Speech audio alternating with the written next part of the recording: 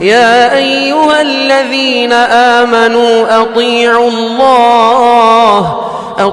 الله وأطيعوا الرسول ولا تبطلوا أعمالكم. والصلاة والسلام على من لا نبي بعده. أما بعد، فأعوذ بالله من الشيطان الرجيم. بسم الله الرحمن الرحيم. يا أيها الذين آمنوا اتقوا الله حق تقاته ولا تموتن إلا وأنتم مسلمون. يا أيها الناس اتقوا ربكم الذي خلقكم من نفس واحدة وخلق منها زوجها وبث منهما رجالا كثيرا ونساء واتقوا الله الذي تساءلون به والأرحام إن الله كان عليكم رقيبا. يا أيها الذين آمنوا اتقوا الله وقولوا قولا سديدا يصلح لكم أعمالكم ويغفر لكم ذنوبكم ومن يطع الله ورسوله فقد فاز فوزا عظيما. فإن أصدق الحديث كتاب الله وأحسن الهدي هدي محمد صلى الله عليه وسلم وشر الأمور محدثاتها وكل محدثة بدعة وكل بدعة ضلالة وكل ضلالة في النار. وقال الله تبارك وتعالى في القرآن المجيد: اقرأ باسم ربك الذي خلق خلق الإنسان من علق اقرأ وربك الأكرم. وقال الله تبارك وتعالى في موضع آخر: وإذ قال ربك للملائكة إني جاعل في الأرض خليفة قالوا أتجعل فيها من يفسد فيها ويسفك الدماء ونحن نسبح بحمدك ونقدس لك قال إني أعلم ما لا تعلمون. وعلم آدم الأسماء كلها ثم عرضهم على الملائكة فقال أنبئوني بأسماء هؤلاء إن كنتم صادقين. قالوا سبحانك لا علم لنا إلا ما علمتنا إنك أنت العليم الحكيم. قال يا آدم أنبئهم بأسمائهم فلما أنبأهم بأسمائهم قال ألم أقل لكم إني أعلم غيب السماوات والأرض. وقال الله تبارك وتعالى في موضع آخر: يرفع الله الذين آمنوا منكم والذين أوتوا العلم درجات. وقال الله تبارك وتعالى في موضع آخر: قل هل يستوي الذين يعلمون والذين لا يعلمون. وقال النبي صلى الله عليه وسلم: إن الملائكة لتضع أجنحتها لطالب العلم. حاضرین ملت، ہر قسم کی تعریف اور توصیف اس اللہ رب العالمین کے لیے لائق اور زیبا ہے جنہوں نے ہمیں زندگی گزارنے کے لیے ہر طرح کی نعمتیں اور سہولتوں سے نوازا. پیارے نبی حضرت محمد صلی اللہ علیہ وسلم کے امتی ہونے کا شرف بخشا. اللہم صلی علیہ وسلم بارک. حاضرین ملت اور میرے دینی دلی سماجی اور معاشرتی بھائی، آج اس پرفتن دور میں، آج اس سماج اور سوسائٹی میں اگر دائرہ نظر ڈالا جائے اور پورے ہندوستان کے اندر پیمائش کی جائے تو معلوم چلتا ہے کہ مسلمان اسلامی شریعت سے کوسوں دور ہے، مسلمان درس و تدریس سے کوسوں دور ہے، مسلمان قرآن کی تعلیم حاصل نہیں کرنا چاہتا، مسلمان شریعت کی تعلیم حاصل نہیں کرنا چاہتا، مسلمان حدیث نہیں سیکھنا چاہتا، مسلمان دین کی طرف توجہ نہیں دینا چاہتا. جبکہ علم کی اہمیت اور علم کی فضیلت، علم کی ترغیب، علم کی تاکید مذہب اسلام میں جس انداز میں پائی جاتی ہے، مذہب اسلام میں جس انداز میں ترغیب پائی جاتی ہے اس انداز میں اس کی مثال، اس کی حکایت، اس کی نظیر کوئی اور دھرم پیش نہیں کر سکتا، کوئی اور مذہب پیش نہیں کر سکتا، کوئی اور دین پیش نہیں کر سکتا، کیونکہ مذہب اسلام ایک ایسا واحد مذہب ہے جو امن و شانتی، رواداری اور آپسی بھائی چارگی کی رہی ہے۔ قرآن و سنت میں جگہ جگہ رحم دلی کی تعلیم دی گئی ہے۔ وَلَا يَجْرِمَنَّكُمْ شَنَآنُ قَوْمٍ عَلَىٰ أَلَّا تَعْدِلُوا اعْدِلُوا هُوَ أَقْرَبُ لِلتَّقْوَىٰ۔ کسی قوم کی دشمنی اس بات پر آمدہ نہ کرے کہ تم ان کے ساتھ ناانصافی کرو، بلکہ انصاف سے کام لو، یہی طریقہ تقوی سے قریب تک ہے۔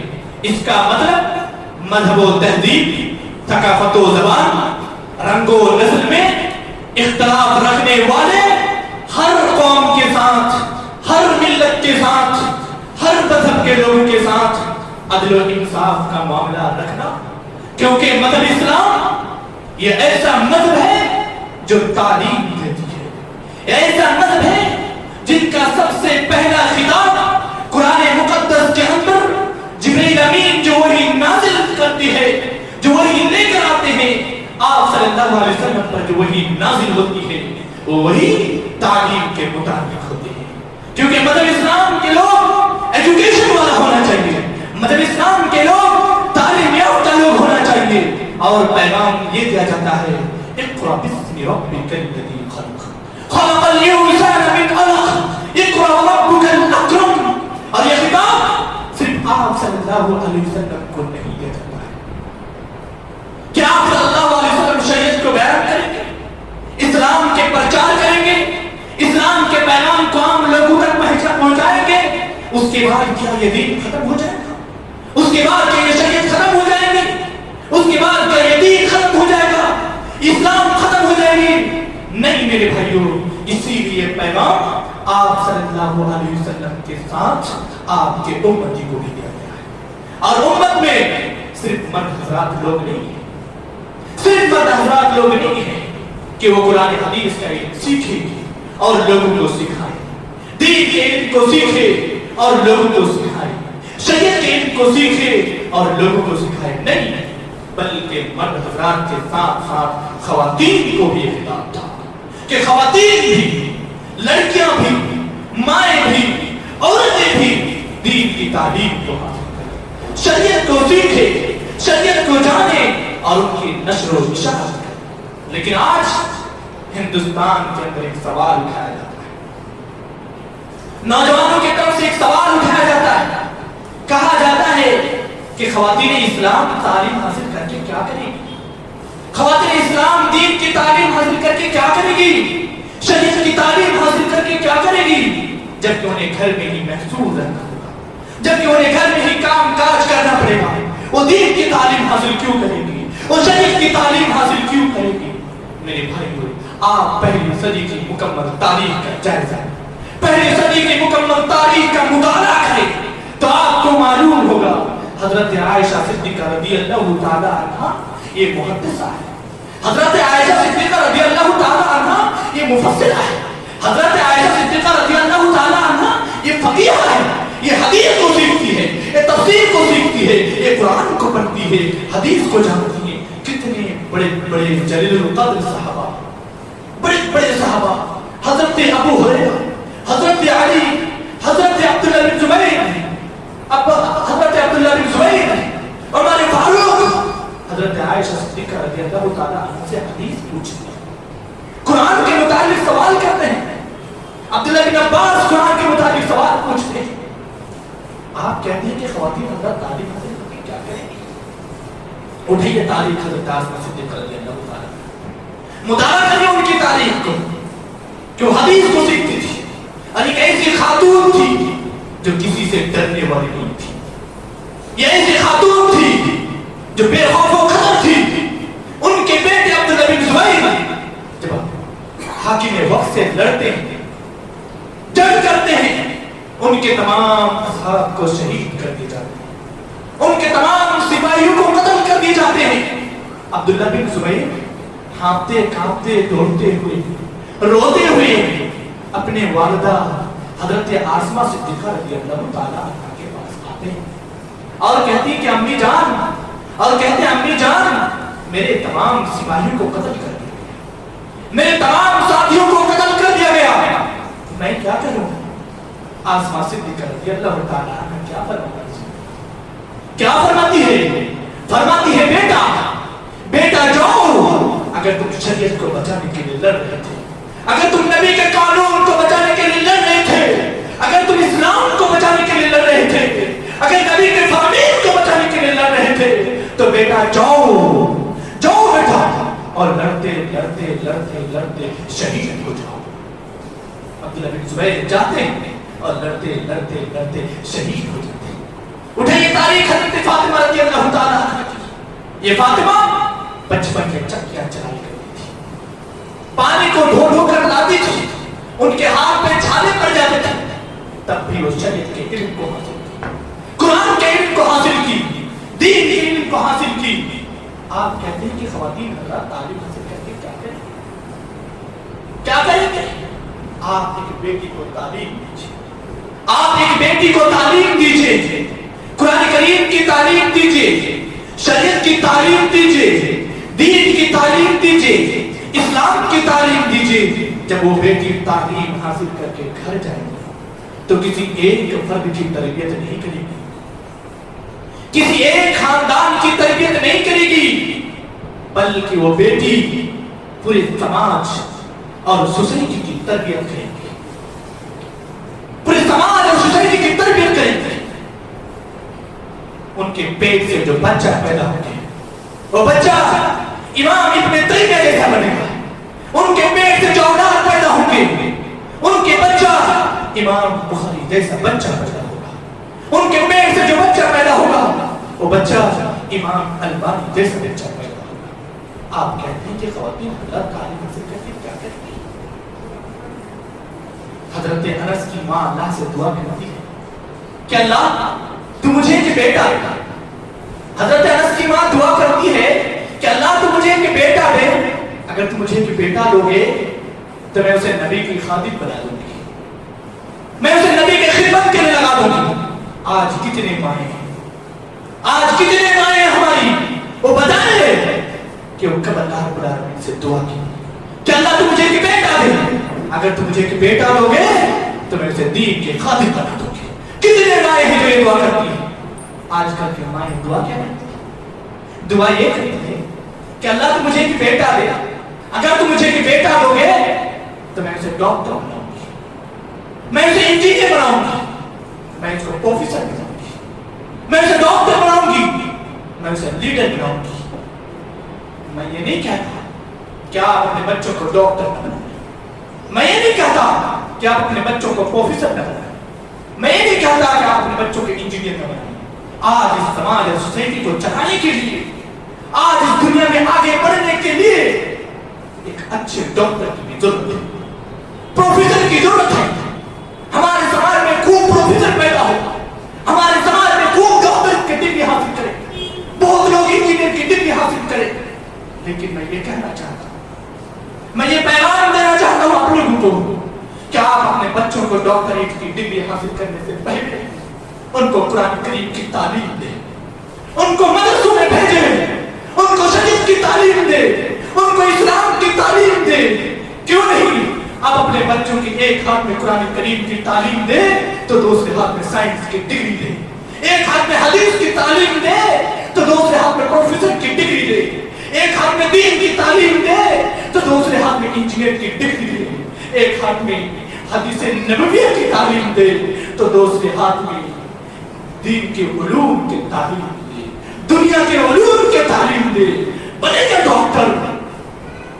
جب ایک اسلامک اسکالر، جب ایک اسلامک اسکالر، جب ایک عالم دین انجینئر بنے گا، جب ایک عالم دین آئی ایس بنے گا، جب ایک عالم دین آئی پی ایس بنے گا، جب ایک عالم دین لیڈر بنے گا، جب ایک اسلامک اسکالر دنیا کے علوم حاصل کرے گی، سائنس کی ڈگری حاصل کرے گی، تو یہ سماج ترقی کرے گی، اور جب یہ سماج ترقی کرے گی تو یہ سوسائٹی ترقی کرے گی، اور جب یہ سوسائٹی ترقی کرے گی تو یہ وطن ترقی کرے گا، اور یہ وطن کی خاک ہمیں ایڑیاں رگڑنے دے، وطن کی خاک ہمیں ایڑیاں رگڑنے دے۔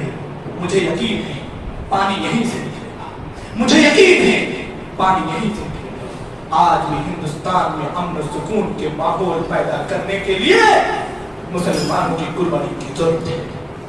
آج ہندوستان میں ہمارے بزرگوں کے ہندوستان بنانے کے لیے، امن و شانتی کا ماحول پیدا کرنے کے لیے ایک عالم کو IPS بننا پڑے گا، ایک عالم کو IAS بننا پڑے گا، اور ہندوستان کے ہمارے بزرگوں کے خوف پورا ہو گیا۔ جو ہمارے بزرگوں نے اس وطن عزیز کو آزاد کرنے کے لیے نہ جانے کتنے جان کو قربان کر دیے، نہ جانے کتنے علماء کرام شہید کے جام پیے، دلی کے چاندنی چوک سے لے کر جامع مسجد کے دیوار تک کوئی ایسے درخت باقی نہیں تھے جس میں علماء کرام کے لاش لٹکا بنا سکے۔ لیکن آج ہمارے تعلیم میں اس قدر گراوٹ آ چکی ہے کہ ہمیں سمجھ میں نہیں آتا کہ ہندوستان میں ہوتا کیا ہے۔ آج ہم یہ کہا جاتا ہے کہ ہندوستان کو مدارس اسلامیہ نے کیا دیا، آج ہندوستان کو مدارس اسلامیہ نے کیا دیا۔ میں ان لوگوں سے کہنا چاہتا ہوں کہ اگر آپ یہ سوال نہ کر کے، اگر آپ یہ سوال کرتے کہ مدارس اسلامیہ نے ہندوستان کو کیا نہیں دیا، تو میں بتاتا مدارس اسلامیہ نے ہندوستان کو آزادی دی، مدارس اسلامیہ نے ہندوستان کے لیے اپنے جانیں قربان کیے، مدارس اسلامیہ نے ہندوستان کے لیے امن و سکون کے ماحول کو پیدا کیا۔ مدارس اسلامیہ نے ہندوستان کے اسی مدرسے کے پروڈکٹ جب ہندوستان قائم ہوتے ہیں، جب ہندوستان کو آزادی ملتی ہے تو ہندوستان کے سب سے پہلے وزیر تعلیم اسی مدرسے سے پڑھے ہوئے نکلے ہوئے مفسر قرآن مولانا ابوالکلام آزاد کو ہندوستان کا وزیر تعلیم بنایا جاتا ہے۔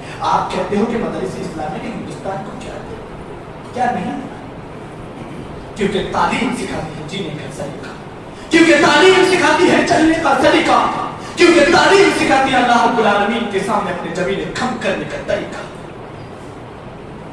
اللہ رب العالمین قرآن مقدس کے اندر اعلان کرتے ہیں، سنیے، وَإِذْ قَالَ رَبُّكَ لِلْمَلَائِكَةِ إِنِّي جَاعِلٌ فِي الْأَرْضِ خَلِيفَةً، کہ اے فرشتے سنو، اے فرشتے سنو، میں دنیا کے اندر ہندوستان، میں پورے دنیا کے اندر آدم کو، انسان کو خلیفہ بنانا چاہتا ہوں، میں انسان کو خلیفہ بنانا چاہتا ہوں، دنیا کی حکومت میں انسان کے ہاتھ میں دینا چاہتا ہوں، دنیا کی سلطنت میں انسان کے ہاتھ میں دینا چاہتا ہوں۔ فرشتے کیا کہتے ہیں؟ قالوا تجعل فيها من يفسد فيها ويسفك الدماء ونحن نسبح بحمدك۔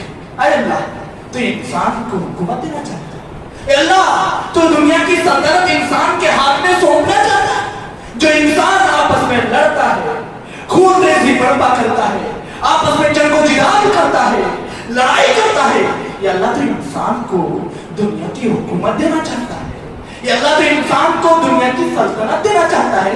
نحن نسبح بحمدک ونقدس لک، اور اللہ ہم تیری پاکی بیان کرتے ہیں، تیری تسبیح و تحلیل کرتے ہیں، ہمیشہ تیری عبادتوں میں ہم لگے رہتے ہیں، یا اللہ تو انسان کو خلیفہ بنانا چاہتا ہے۔ اللہ رب العالمین کیا کہتے ہیں؟ قال انی اعلم ما لا تعلمون، کئی فرشتے تم نہیں جانتے ہو جو چیز میں جانتا ہوں۔ وعلم آدم الاسماء كلها ثم عرضهم على الملائكة فقال انبئوني باسماء هؤلاء ان كنتم صادقين، جو کچھ میں نے آدم کو سکھایا ہے، جن ناموں کو میں نے آدم کو سکھایا ہے، اگر تم سچے ہو تو بتاؤ ان ناموں کو۔ فرشتے کیا کہتے ہیں؟ قالوا سبحانك لا علم لنا الا ما علمتنا انك انت العلیم الحکیم۔ اے رب کریم، ہم تیرے پاکی بیان کرتے ہیں، تیرے کبریائی کو بیان کرتے ہیں، ہم تو اتنا ہی جانتے ہیں جتنا تو نے ہمیں سکھا کے رکھا ہے۔ تو تو حکیم ہے، تو تو پروردگار ہے، تو تو مالک ہے، تو تو خالق ہے۔ اللہ رب العالمین آگے کیا اعلان کرتے ہیں؟ قال يا آدم انبئهم بأسمائهم فلما أنبأهم بأسمائهم قال ألم أقل لكم إني أعلم غيب السماوات والأرض۔ اے آدم بتا बताओ उन नामों को। आदम अलैहिस्सलाम उन नामों को बयान करने लगते हैं। अल्लाह रब्बुल आलमीन फरमाते हैं, आदम क्या मैंने तुमको नहीं बताया कि इस आसमान और जमीन के अंदर गैब को जानने वाला मैं अल्लाह हूँ, उनके अलावा कोई गैब को नहीं जानता है। दुनिया के अंदर किसको बसाना है, किसको नहीं बसाना है, वो मैं जानता हूँ। अल्लाह रब्बुल आलमीन यहाँ पर आदम अलैहिस्सलाम को फरिश्तों पर फजीलत दी है, फरिश्तों पर फौकियत दी है। क्यों? इसलिए कि आदम अलैहिस्सलाम को अल्लाह रब्बुल आलमीन ने इल्म को सिखाया है। आदम अलैहिस्सलाम को अल्लाह रब्बुल आलमीन ने इल्म दिया है। इल्म के बुनियाद पर आदम अलैहिस्सलाम की फजीलत फरिश्तों से ज्यादा हो जाती है। यरफ़इल्लाहु अल्लज़ीना आमनू मिनकुम वल्लज़ीना ऊतुल इल्म दरजात। अल्लाह रब्बुल आलमीन फरमाते हैं कि एक आलिम के दर्जात को अल्लाह रब्बुल आलमीन जो दीन के तालीम को हासिल करते हैं, अल्लाह रब्बुल आलमीन उनके दर्जात को बुलंद कर देते हैं। जब एक बच्चे घर से तालीम हासिल करने के लिए मदरसों की तरफ निकलते हैं, दीन की तालीम हासिल करने के लिए निकलते हैं, शरीयत की तालीम हासिल करने के लिए निकलते हैं, when a student leave home to study to get knowledge, the Prophet Muhammad sallallahu alaihi wasallam said, अल्लाह के नबी सल्लल्लाहु अलैहि वसल्लम फरमाते हैं, इन्नल मलाइकता लतज़उ अजनिहतहा लितालिबिल इल्म। जब एक बच्चे घर से बाहर कदम रखते हैं इल्म के लिए, तो फरिश्ते उनके लिए पर बिछा देते हैं। आसमान और जमीन के दरमियान जितने मखलूकात है उनके लिए दुआएं करते हैं। उनके जिस्म में जो गुर्द गुबार गिरते हैं, जो कूड़े करकट गिरते हैं, उनके एवज अल्लाह रब्बुल आलमीन नेकियों में बदल देते हैं। उसके नाम अमाल में नेकियां लिख दिया जाता है। इस इल्म की इतनी अहमियत है, यहाँ तक कि समंदर की मछलियां भी उनके लिए दुआएं करती हैं। कुल हल यस्तवी लज़ीना यअलमून वल्लज़ीना ला यअलमून। और एक आलिम और एक जाहिल बराबर। अल्लाह रब्बुल आलमीन से दुआ है कि अल्लाह ताला हम तमाम को सबसे ज्यादा अमल करने की तौफीक अता फरमाए। आमीन। अल्हम्दुलिल्लाह वहदा वस्सलाम